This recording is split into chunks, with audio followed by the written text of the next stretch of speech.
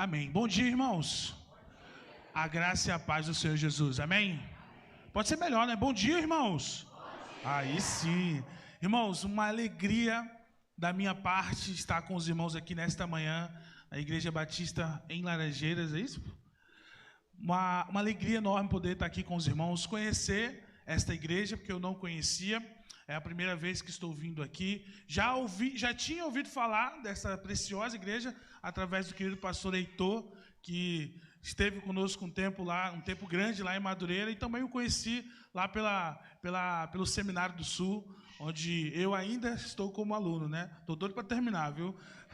Irmãos, eu me chamo Davi, como já foi dito, eu sou missionário da Junta de Missões Nacionais, atuando no projeto Cristolândia. E daqui a pouco, nessa manhã, eu quero compartilhar com você um pouco daquilo que Deus está fazendo lá na Cristolândia. Eu tenho 31 anos e eu sou nascido na cidade mais linda do Brasil. O Rio de Janeiro? Não. Você pode defender o seu, né? Eu vou defender o meu. Eu sou da cidade de Manaus, a capital do estado do Amazonas. Eu fiquei um pouco longe ali da minha região. Minha região estava ali, né? Eu fiquei aqui com os irmãos aqui do Centro-Oeste, né? Mas eu sou de Manaus e geralmente a gente envia os missionários aqui do Sudeste para o Norte, né? Ou o Nordeste. E eu fiz esse caminho contrário depois de ter servido por um bom tempo lá no meu estado, no estado do Amazonas. O Senhor confirmou meu coração em 2018 para que eu pudesse vir para o Rio de Janeiro trabalhar com missões urbanas, né? Trabalhar com pessoas em situação de rua, trabalhar com excluídos sociais. Eu quero salientar, irmãos, que a nossa campanha de missões nacionais é uma campanha muito especial esse ano. Esse tema, Minha Pátria para Cristo, é um tema muito desafiador para nós. É um tema que traz uma responsabilidade da Igreja do Senhor muito grande. Nós temos a ideia de conquistar a nossa pátria para Cristo. Enquanto nós orávamos ali com os irmãos do Centro-Oeste, eu lembrei, queridos, a irmã falou dos desafios que temos naquela região e lembrei de uma história que não nos alegra em nada, mas é uma história da realidade do nosso país. Lá na Convenção Goiana, né, o estado do Goiás, que é um país que pertence, um estado que pertence à região Centro-Oeste, lá no Goiás, na Convenção Goiana, irmãos, tem uma gaveta, pastor, lotada de chaves. Tem uma média ali de 30 a 35 chaves. E essas chaves são templos batistas que estão fechadas. Lá na Convenção Goiana, a gente tem esse desafio muito grande. E a convenção, junto com missões nacionais, junto com as igrejas do Senhor, tem se reunido para a gente fortalecer essas igrejas, para a gente revitalizar esses lugares onde o evangelho, por algum motivo, foi se dissipando, né? E nós precisamos, enquanto igreja do Senhor, estarmos ligados e firmados nesse propósito. E a revitalização de igrejas também é uma de nossas ênfases, apesar de não ser o projeto na qual eu faço parte de fato, mas esse ano a gente trouxe algumas ênfases em missões nacionais na nossa campanha para que a gente possa trabalhar. Essas ênfases, elas não são projetos, elas são ideais que a gente quer seguir. E um deles é a revitalização de igrejas. O segundo deles é a ocupação dos espaços vazios, né? Existem muitos lugares onde não se tem uma igreja batista. A gente fez um mapeamento do nosso país e a gente foi buscar lugares que ainda não se tem uma igreja batista. E pasmem, ainda existem muitos lugares aqui na região sudeste, em São Paulo, na região do sul também. Nós temos lá no norte, né, no Marajó, que tem se falado muito hoje em dia, uma cidade com quase 40 mil habitantes, e estima-se que tem uma média de apenas 300 cristãos naquela cidade. Então, essa é a nossa segunda ênfase, trabalhar para que a gente possa ocupar esses vazios batistas. A nossa terceira ênfase em missões nacionais esse ano é alcançar os povos não alcançados. Povos indígenas, ciganos, povos que ainda não conheceram a palavra do Senhor. E, por último, a nossa quarta ênfase em campanha desse ano de 2025 é cuidar da transformação de vidas, que é o projeto na qual eu faço parte, a ênfase na qual eu faço parte. Eu sou missionário da Missão Batista Cristolândia. Eu pergunto à igreja, quantos já ouviram falar sobre a Missão Batista Cristolândia? Levanta uma de suas mãos. Que bom, que bênção, bastante irmãos. Quantos aqui agora, a pergunta vai mudar, hein? Quantos agora conhecem como surgiu a Cristolândia? Levanta a mão assim, ó. Não, não é possível. Não conhece? Ó, tem uma irmã ali. Queridos, a Cristolândia surgiu em 2009. Nós identificamos uma dificuldade. Nós identificamos uma necessidade, que era cuidar de pessoas que são consideradas os excluídos sociais. Em 2009, na época, o diretor executivo, ele foi pregar numa igreja lá em São Paulo, na primeira igreja batista de São Paulo. E ele era o pregador da manhã e era o pregador do culto noturno também. E aconteceu que, ao finalizar o culto da manhã, o rapaz que estava responsável na igreja de levá-lo até onde ele estava hospedado, assim fez. E ele percebeu que esse trajeto era muito curto. Ele falou para o rapaz, não precisa vir me buscar à noite. Eu já aprendi o caminho, eu sei onde é. Pode deixar que eu vou caminhando para a igreja quando chegar a hora do culto. E assim aconteceu. Quando chegou a hora do culto, ele se arrumou, colocou a sua roupa, o seu sapato, a sua gravata bonita, o seu blazer, e foi caminhando para a igreja. E ele conta em seu testemunho que ele foi conduzido pelo Espírito Santo de Deus. E ele se perdeu do caminho. E ele caiu dentro da maior Cracolândia da América Latina, a Cracolândia lá de São Paulo. Eu imagino que os irmãos já tenham visto em jornais, em televisão, o que era uma Cracolândia, o que se encontra ali dentro daquele lugar. E o pastor conta em seu testemunho que ele ficou com medo e começou a clamar ao Senhor por misericórdia. Senhor, tenha misericórdia da minha vida, que nenhum mal aconteça comigo. E aí, irmãos, ele foi ministrado pelo Espírito Santo de Deus, amém? Você quer que o Espírito Santo de Deus ministre nas nossas vidas? Você quer que ele atua no nosso meio? E aí, irmãos, o Espírito Santo de Deus falou ao coração do pastor. Fernando, o nome dele é Fernando, olha ao seu redor. Perceba quem precisa da misericórdia de Deus, se é você ou se são essas pessoas que estão dentro da Cracolândia. E ali, irmãos, nasceu no coração de Deus um projeto que tivesse por ideal transformar as Cracolândias do Brasil em Cristolândias para a glória de Deus. E esse é o nosso desafio, irmãos, transformar realidades, transformar vidas. O desafio que o Senhor nos deu é de cuidar de um público que pouquíssimas pessoas estão dispostas a abraçar. Pouquíssimas pessoas estão dispostas a cuidar e amar. Mas nos foi ensinado que nós precisamos amar essas pessoas também. E ali nós estamos, irmãos, aqui no Rio de Janeiro, quase 15 anos. No Rio de Janeiro, nós estamos há 14 anos com a Cristolândia do Rio de Janeiro, trabalhando e cuidando dessas pessoas que estão em situação de rua e drogadição. Inclusive, né, pastor Heitor, nós temos aqui uma frente missionária dos irmãos trabalhando para levar um acolhido, se Deus quiser, essa semana lá para a nossa Cristolândia, que é o projeto desta igreja. A Cristolândia, irmãos, ela não é de missões nacionais. A Cristolândia é das igrejas batistas, amém? E o trabalho da Junta de Missões Nacionais não significa dizer que é um trabalho terceirizado das nossas igrejas, mas é um trabalho em conjunto. Eu sou seu missionário, atuando lá na Cristolândia, por causa da sua disposição em fazer missões, por causa das suas ofertas, das suas orações, e eu louvo ao Senhor por isso. Amém, gente? Eu quero mostrar aqui algumas fotos. Isso aqui é muito chique, viu, pastor? Gostei, hein? Eu quero mostrar para os irmãos, aqui a nossa Cristolândia, né? A gente tem um lema. Nosso lema está aqui pequenininho, não sei se dá para você ler, mas é um lugar de esperança para uma nova vida. Lá, irmãos, a gente cuida de pessoas que estão dormindo em cima de um papelão. Pessoas que estão nas ruas usando drogas há vários dias. E ali na Cristolândia, se você for lá hoje, algumas pessoas dormem na porta do nosso portão. Dormem lá na nossa calçada. Porque eles acreditam que ali é o único lugar seguro que eles conseguem dormir. Porque ali ninguém mexe com eles, ali ninguém vai machucar eles. Então eles dormem lá, esperando terça-feira a gente abrir para servir o café da manhã e o almoço. Mas o servir o café da manhã e o almoço, ele é apenas um instrumento que nós usamos para pregar a palavra a essa pessoa, para oferecer para essa pessoa um plano terapêutico. Nós damos a essa pessoa a oportunidade dela se internar conosco, dela morar na nossa unidade, e ali ela vai ter todo um acompanhamento para que daqui a um ano essa pessoa possa ser devolvida para a sociedade, agora como um novo homem, uma nova mulher, lavado e remido pelo Espírito Santo de Deus. Amém?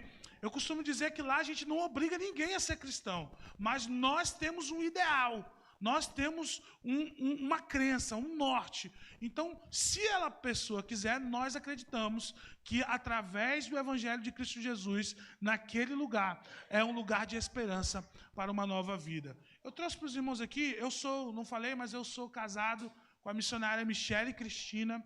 Nós, agora no mês de outubro, completaremos 3 anos de casado, irmãos. Nós nos conhecemos no campo missionário, viu, pastor? Ela é de Minas Gerais, eu sou do Amazonas. A gente se conheceu aqui no treinamento. A gente virou amigo, né? Porque ninguém casa com inimigo, né? E aí, óbvio. E aí, irmãos, a gente nos casamos em 2022. E uma família missionária que o Senhor plantou no campo. Nós louvamos ao Senhor. Sou muito grato a Deus hoje por ser casado com a minha esposa. Ela é também gestora, junto comigo lá da Cristolândia de Madureira. Servimos ao Senhor juntos para a glória de Deus. Então, para você que é jovem, solteiro e está encalhado, a Cristolândia é um lugar de esperança para você também. Tá bom? Brincadeiras à parte, irmãos. Nós temos um desafio que eu sempre gosto de mostrar, irmãos. Nós sabemos o efeito que as drogas têm causado no nosso país. Então, eu sempre trago esses dados para que a igreja do Senhor esteja atenta a esses números.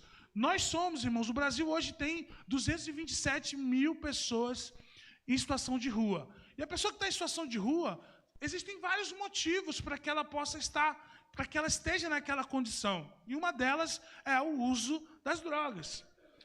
O Brasil hoje, ele é atualmente o maior mercado consumidor do crack. Isso representa, irmão, 20% do consumo global dessa droga. 20% está concentrada no nosso país. Isso é para que a gente entenda a realidade em que a gente vive hoje. Isso é para que você saia daqui orando pelo nosso projeto, orando pelas pessoas que ainda não conhecem a Jesus que estão lá dentro. Irmãos, eu gosto sempre de contar algumas histórias e daqui a pouquinho a gente também vai refletir na palavra do Senhor. Mas uma vez nós estávamos lá no Jacarezinho, na Cracolândia do Jacarezinho, evangelizando algumas pessoas, fazendo busca ativa, né? Que é ir lá, evangelizar, e se a pessoa quiser sair da rua, a gente leva para o projeto.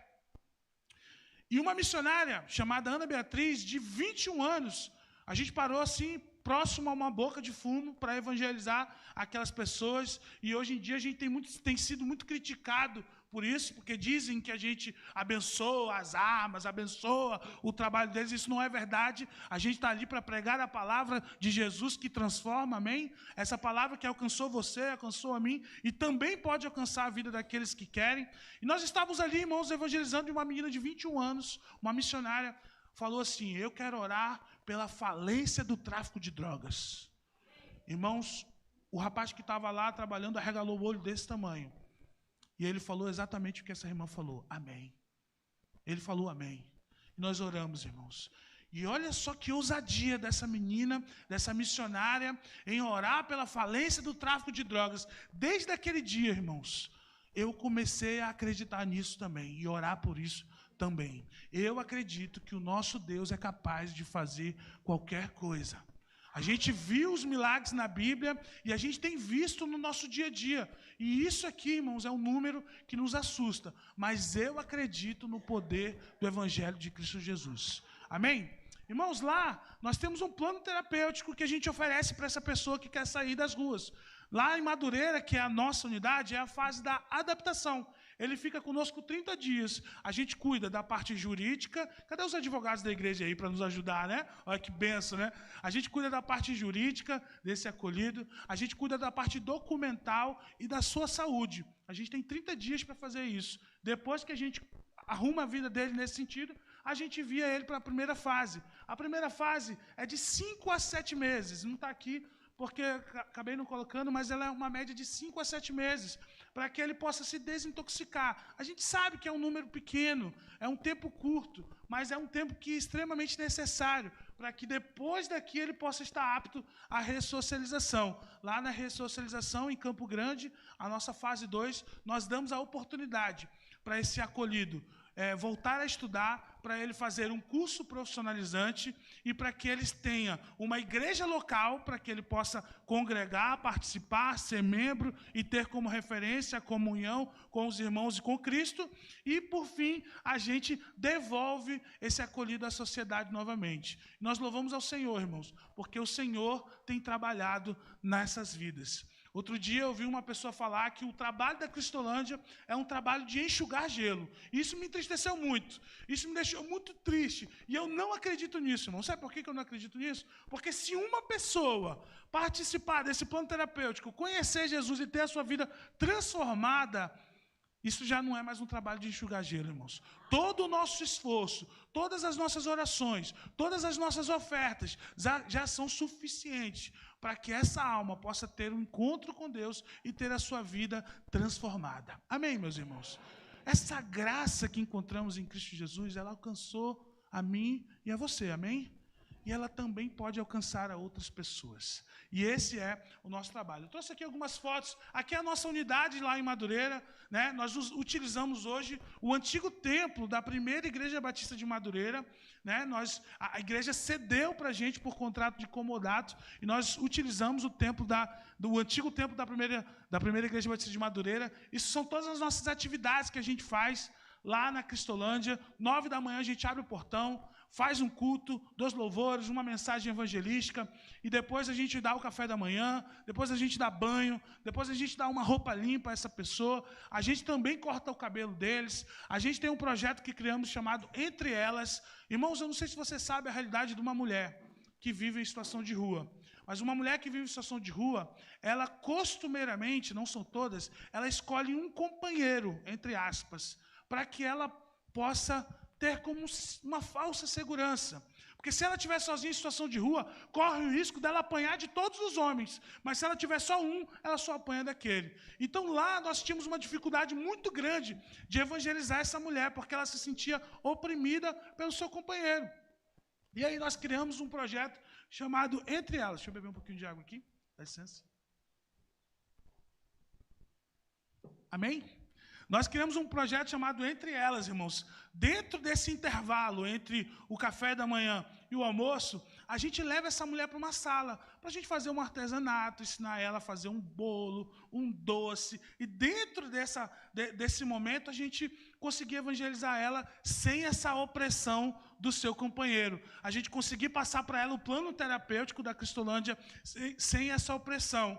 Então, nós temos, irmãos, desenvolvido muitas mulheres em situação de rua e encaminhado ela para o nosso acolhimento através desse projeto que as nossas missionárias criaram, um projeto que nasceu no coração de Deus, que a gente consegue dar uma atenção, um olhar com mais cuidado para essa mulher, e tem sido uma grande bênção. Irmãos, isso aqui são algumas fotos do nosso atendimento social. Todos os dias a gente dá almoço e dá café da manhã para aquelas pessoas em situação de rua.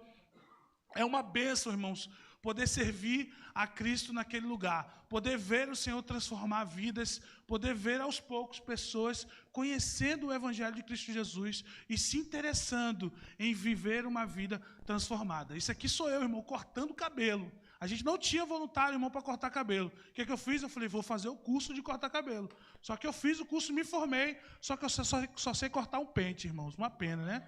O menino chega lá e fala assim, pô, eu queria fazer um disfarçado. Eu falei, calma. Ainda não. Eu estou aprendendo, eu vou chegar lá. Irmãos, essas são as nossas atividades lá. A gente tem muitas crianças em situação de rua. Muitas crianças. A gente chegou a atender no início desse ano, no primeiro semestre, uma média de 10 a 15 meninos e meninas, crianças em situação de rua. Eles só podem entrar dentro do projeto se tiverem acompanhado dos seus pais, que também estão em situação de rua. Então, muitos deles a gente não consegue recebê-los dentro do projeto. Então, a gente cria kids games, algumas atividades na Praça do Patriarca, que fica em frente à Igreja de Madureira, para a gente servir e cuidar e evangelizar essas crianças que estão em situação de rua.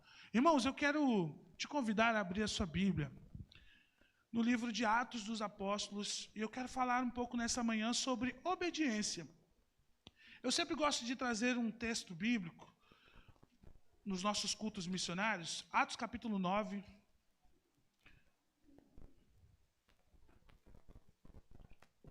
Nossos cultos missionários, irmãos, é para que a gente fale um pouco do campo missionário, mas para que também a gente rapidamente reflita na palavra de Deus, naquilo que Ele está fazendo através do seu povo.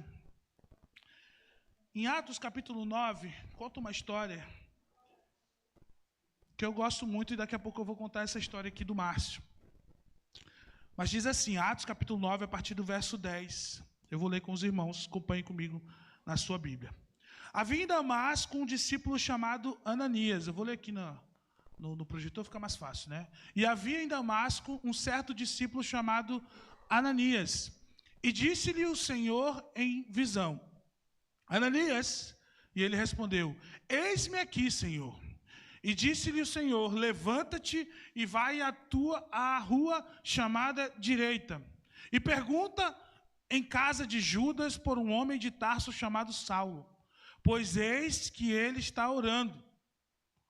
E numa visão ele viu que entrava um homem chamado Ananias e punha sobre ele a mão para que tornasse a ver. E respondeu Ananias, Senhor, há muitos ouvi acerca deste homem, quantos males tem feito aos teus santos em Jerusalém. E aqui tem poder dos principais dos sacerdotes para prender a todos os que invocam o teu nome. Disse-lhe, porém, o Senhor, vai, porque este é para mim um vaso escolhido, para levar o meu nome diante dos gentios e dos reis e dos filhos de Israel. E eu lhe mostrarei quanto deve padecer pelo meu nome. E Ananias foi, e entrou na casa, impondo-lhe as mãos, disse, irmão Saulo, o Senhor Jesus, que te apareceu no caminho por onde vinhas, me enviou para que tornes a ver e seja cheio do Espírito Santo de Deus. Amém? Vamos orar, irmãos, mais uma vez? Soberano Deus, eterno Pai, graças te damos por estarmos aqui nessa manhã te cultuando, Pai. Recebe a nossa adoração, o nosso louvor. E obrigado, Pai, pela essa palavra tão preciosa que o Senhor separou para nós nessa manhã. Fica conosco, em nome de Jesus. Amém. Irmãos, ser um missionário de tempo integral no campo é um desafio muito grande. Em 2018, eu estava em Manaus, eu tinha recém-formado na faculdade de Direito e trabalhava no escritório de advocacia. E eu vi um vídeo promocional da Junta de Missões Nacionais, convocando homens e mulheres jovens. E eu achava que eu já estava no centro, no melhor lugar em que eu pudesse estar. Mas eu ainda sentia um vazio no meu coração, porque eu tinha recebido um chamado. E eu não só recebi esse chamado, mas como eu aceitei seguir o meu chamado. E esse vazio me incomodava, não me tornava uma pessoa feliz, plenamente feliz. E um dia, a minha mãe, um domingo, ela me chamou para ir à igreja. Falou, filho, vamos para a igreja? Eu estava meio desanimado, meio cabisbaixo. Eu falei, tá bom, eu vou. E talvez eu tenha ido tão somente para agradar a minha mãe, não para receber e cultuar o nosso Deus. E eu cheguei, irmãos, e sentei na minha igreja, lá em Manaus, a igreja que me enviou, chamada Igreja Batista Ed. Eu sentei no último banco. E se tivesse um banco fora da porta, talvez eu teria sentado lá fora. Mas aquele dia, irmãos, o Senhor enviou uma missionária naquele lugar para trazer uma mensagem evangelística, para trazer uma mensagem de obediência ao Senhor. E ali o Deus falou comigo que chegou a hora de eu ir para o campo missionário. E eu lembro que eu tinha outro desafio agora, que era levar para minha mãe. Que os pais, querendo ou não, esperam um retorno dos filhos depois que houve todo um investimento na faculdade, nos estudos e etc. Eu falei, Senhor, tu tem que convencer agora o coração da minha mãe. E assim ele também o fez, porque o nosso Deus é um Deus que cumpre as promessas que ele faz. Amém? Irmãos, eu vim para o campo missionário, servir ao Senhor por obediência ao nosso Deus. Eu sou uma pessoa, e eu não deixo de ser amazonense, né? Um manauara, e sou completamente apaixonado pelo meu estado. Mas eu vim para o Rio de Janeiro por obediência ao nosso Deus. Nessa manhã, eu trago para você uma história de obediência. Um homem chamado Ananias, que mesmo com medo, mesmo em algum momento temeroso pela missão que ele tinha recebido, ele decidiu obedecer a Deus. E nós sabemos a história desse homem que ainda era Saulo. Sabemos o quão importante ele foi para a história, né? E para nós também. O apóstolo Paulo, o quão importante ele foi para a igreja do Senhor. Isso se deu por conta da obediência de um homem chamado Ananias. E o curioso disso tudo, irmãos, é que se eu não tivesse sido obediente ao Senhor, se Ananias não tivesse sido obediente ao Senhor, o nosso Deus é soberano e grandioso o suficiente para levantar outra pessoa. Então o privilégio de obedecer ao Senhor é de Ananias, e o privilégio de obedecer ao Senhor é meu. O privilégio de você, de estar onde você está, ouvindo e obedecendo a voz do Senhor, esse privilégio é tão somente seu, porque o Senhor iria levantar outra pessoa para poder fazer o papel que você tem feito. Eu sou um missionário de tempo integral, irmãos, mas você também é um missionário aonde quer que você esteja, porque nós recebemos uma ordenança lá em Mateus, capítulo 28, versos, a partir do 17, lá você conhece o texto. Esse homem, irmãos, o nome dele é Márcio. Há 2 anos atrás, ele estava na porta da Cristolândia. Ele bateu lá e eu tive o privilégio de atendê-lo. E quando eu fui atender o Márcio, ele falou assim: me dá uma oportunidade de mudar de vida. E aí eu comecei a conversar com ele, comecei a evangelizá-lo. Mas naquele dia, irmãos, eu tinha uma dificuldade. Eu não tinha, pastor Heitor, vaga para acolher o Márcio naquele dia, pastor Elias. Eu não tinha vaga dentro do projeto para acolher o Márcio. Eu falei assim: varão, eu não tenho vaga hoje. Eu quero te ajudar, mas eu não consigo te ajudar hoje. E ele falou assim: o que eu faço então? Eu falei assim: terça-feira, 9 da manhã, era uma sexta. Eu falei: terça-feira, 9 da manhã, eu vou ter vaga em nome de Jesus. E se você estiver aqui, eu vou te dar a oportunidade de você conhecer a Jesus e mudar a sua vida. Irmãos, ele falou para mim assim: foi então, eu vou dormir aqui no portão até terça-feira, mas eu quero conhecer esse Jesus que transforma. E na terça-feira, irmãos, o Márcio entrou na Cristolândia. Hoje, o Márcio já está ressocializado, devolvido à sociedade. Ele é funcionário da primeira igreja batista em Vila Valqueire, lá no bairro de Vila Valqueire, zona norte da cidade do Rio de Janeiro. Carteira assinada, CLT, e ele é noivo dessa irmã aqui chamada Cíntia. Há 20 anos atrás eles foram namorados. E as escolhas erradas que o Márcio fez afastou ele dela, e hoje o Senhor restaurou o seu relacionamento também. 5 de novembro é o casamento, eu acho que é 5 ou 7, não lembro. É o casamento do Márcio lá em São Gonçalo, e eu vou estar presente também, porque eu faço parte dessa história. Esse privilégio, irmãos, eu tenho. E nós temos o privilégio de ver os milagres que o Senhor tem feito nas nossas vidas. Seja na sua casa, no seu local de trabalho, na sua igreja, o Senhor, Ele te chama à obediência. A gente percebe nesse texto alguns detalhes importantes. Ananias, como esse exemplo de obediência, a gente percebe a graça de Deus em escolher um homem que era o perseguidor, né, dos cristãos, que era Saulo. A gente percebe a importância do perdão, porque o Senhor convocou Ananias, e depois de Ananias ter questionado ao Senhor, com medo, Ananias vai lá atrás de Saulo e chama ele de irmão. O texto está aí, você acabou de ler. Ou seja, tantos maus que Saulo tinha feito aos cristãos daquela época, Ananias entendeu que ele era um escolhido de Deus também, assim como Ananias era, discípulo do Senhor, e foi lá e falou assim: Saulo, meu irmão. Nós temos a oportunidade, irmãos, de pregar a palavra no local onde você está. Eu, como missionário, não tenho como estar onde você está. Essa é a oportunidade que só você tem.